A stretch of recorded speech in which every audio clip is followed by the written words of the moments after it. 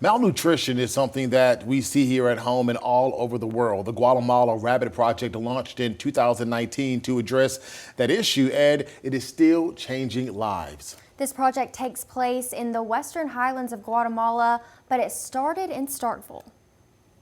Dr. Jessica Graves is no stranger to rabbits and their benefits. My grandmother actually raised rabbits for meat production when I was a small child, and so I have a lot of fond memories of growing up on the farm and walking around with baby bunnies. She says her experience has shaped who she is today, and she's using her gifts to train Mississippi State students to work in an international environment. That passion really to help people meet food security needs, but also train students so that they become very competent and proficient with livestock species. Graves says the Guatemala Rabbit Project came about as an opportunity to teach students practical lessons about smaller livestock species while addressing food security. We really serve to train individuals about how to care for and raise rabbits. We also do farm to fork training, and so the fork piece of that is that we also train individuals how to humanely harvest those animals and do some cookery, and so a lot of community engagement as it relates to food security using the rabbit. A team of students travels to Guatemala to serve others in the Western Highlands. Julia Bonner says this was an eye-opening experience. I would say that I learned just as much from the locals there in Guatemala as maybe I taught them, or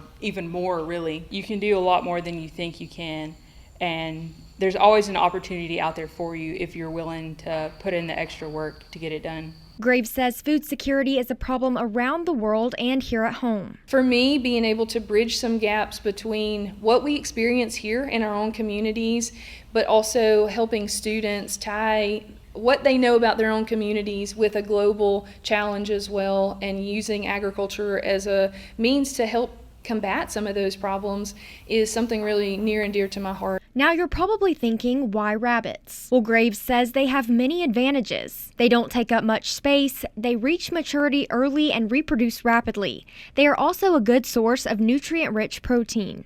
She says when you're dealing with livestock species, it's all about perspective. And sometimes these rabbits are a difference maker in the lives of those in developing nations. We have to do just that, look at it as a food source, and know that the long-term impacts of being able to feed a family and provide them with nutritional needs is important to life. Graves says the project has grown over the years, and she's excited to see God open doors in other parts of the world with the Rabbit Project to help meet the needs of families around the world.